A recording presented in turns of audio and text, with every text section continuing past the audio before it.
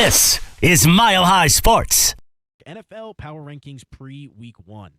And we love some rankings. We love to rank the different teams before they've even played a game. But I actually like this list. I think that there's not the conventional type of teams here at the top 10. Number 1 is the Bills. Number 2, the Rams. 3, the Bucks. The Chiefs are at 4. The Bengals at 5. The Packers at 6. Chargers at 7. 49ers at 8. Your Denver Broncos at 9. And the Baltimore Ravens at 10. Before we dive into where the Broncos are, too high, too low, just about right, whatever, your thoughts on the top 10, anyone that's not any that maybe should, or vice versa? It's tough to say right now because when you look at just the top 10 initially, I mean, it's really top heavy. Like the Rams at number 2, and they're the defending Super Bowl champions. I think that just goes to show really how high the expectations are for this Buffalo Bills team coming up this year. The firepower that they have. I felt like that was a little interesting, not having the Rams at number 1. That's where I voted for them initially this morning. Tampa Bay at number 3 is still kind of surprising because things changed a little bit when Tom Brady retired. And with all the turmoil this offseason, all the rumors circulating around why he missed and what's going on, I was kind of surprised to see them at number 3. I would have had like maybe Kansas City at Me number too. 3. Or Cincinnati because they were in the Super Bowl. You know, the only reason I think the Chiefs are 4 below the Bucs is because of the division. Probably. I really do. And I think if you're ranking it based off like where they might end up record-wise, Yeah. I think Kansas City, you have to put them below the other teams just because they're going to have to play the Raiders, the Broncos, the Chargers twice a year. Well, here's the deal, okay? 4 AFC West teams are in the top 12. Wow. That tells you all you need to know. It's a loaded division. We were actually having a discussion the other day. We did like this ultimate preview where, all of us division, the show hosts of every single show in the AFC West got together. And there's this narrative that, people are saying, well, Russell Wilson's the third best or Derek Carr's the fourth best quarterback in the division. That's not necessarily an insult. No, it's not. And I think that so many people think it is. Like, when you have a quarterback, like, this is the best quarterback division in all of sports, like, in all of football. It really is. I don't think it's close, too. I mean, is there another division that can maybe make an argument about having the best quarterbacks? I don't think they can. No, I agree with you there. And, I think this is a solid list when I look at it. I agree with Buffalo at number 1. I'm fine with the Rams at 2. I'm fine with the Bucs at 3, Chiefs 4.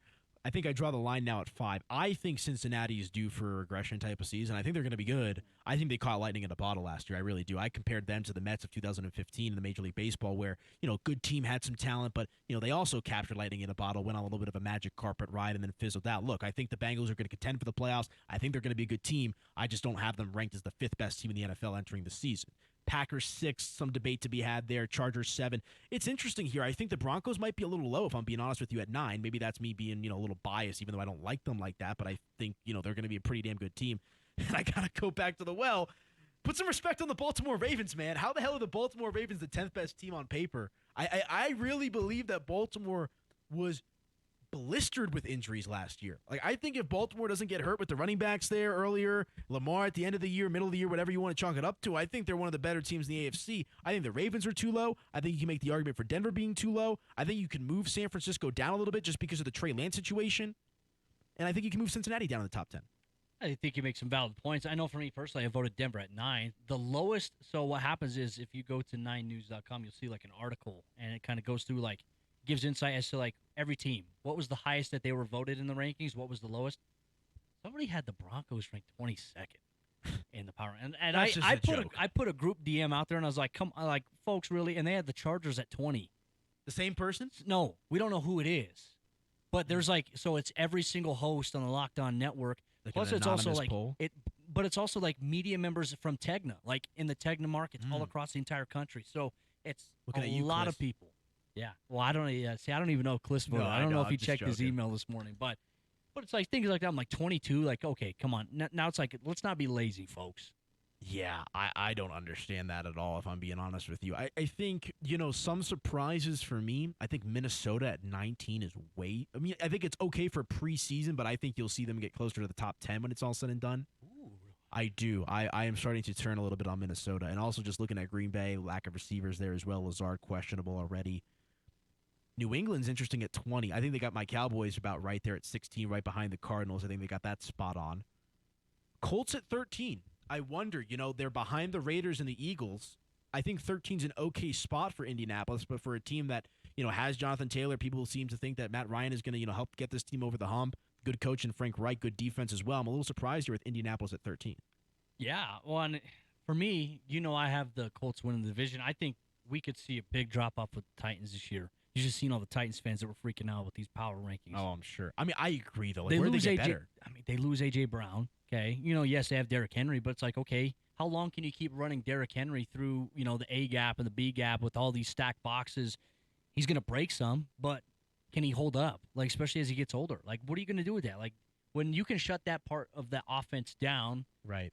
then you force the pass. Like, Ryan Tannehill didn't impress any of us in the playoffs with his passing attack. Like, he threw an interception on his first play against the Bengals. I believe he threw one on his second passing attempt to the Bengals as well.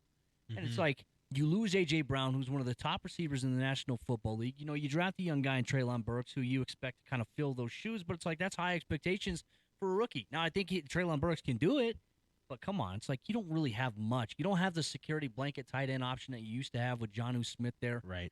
Tennessee, I would not be shocked what if they finish third in their division? I would not be shocked at this point. Hell, man. I mean, the way Danny and I are talking, they might finish fourth with these Jacksonville Jaguars. I mean, let's call a spade a spade. It's possible. I think Jacksonville's going to be all right. Could this they go year. from best to worst? Kind of like what the Bengals did. They went from worst to first, but now can the Yeah. Titans go from best to the least? only thing that's preventing me from confirming that in my mind is Mike Vrabel. I'm just a big fan of Mike Vrabel. That's a great point. And even if you take Vrabel out of the equation, even with Derrick Henry, I'm probably still feeling some type of way. But I think Vrabel can be the glue man to keep that together. Panthers at 23, a little low. I think the Panthers, I could see them being better than Pittsburgh, New England, some of the other teams ranked ahead of them, Tennessee, who we just talked about, Dallas, maybe New Orleans, depending on how that season shakes out. Even Indianapolis, let's call it spade a spade there. You don't know what you're going to get from the Colts. Well, let's present something here as well. If the Broncos win on Monday Night Football, can they move up in the rankings, in your opinion? Because they're beating a Seahawks team that right now they're 27th on the power rankings. Let's see here, and I forget who Cincinnati plays Week 1. I know it's tough. The Chiefs have a tough Week 1 matchup. Chargers Raiders. So if the Raiders win that game, that might cancel out the Chargers. I think they could. I mean, it depends on how much you factor in quality of opponent in regards to who moves up and who moves down. Bengals play the Steelers in Cincinnati.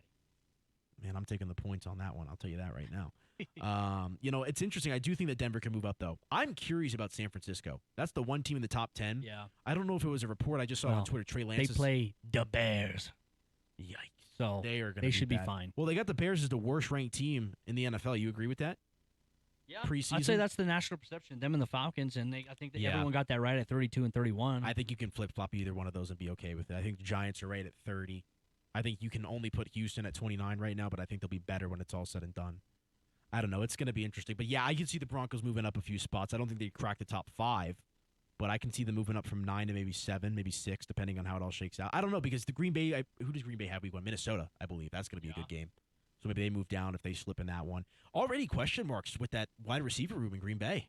Yeah. Well, we'll see if those guys – because, when you're playing with a guy like Aaron Rodgers and, what he demands as a quarterback for his receivers, they're going to be puckered up over there.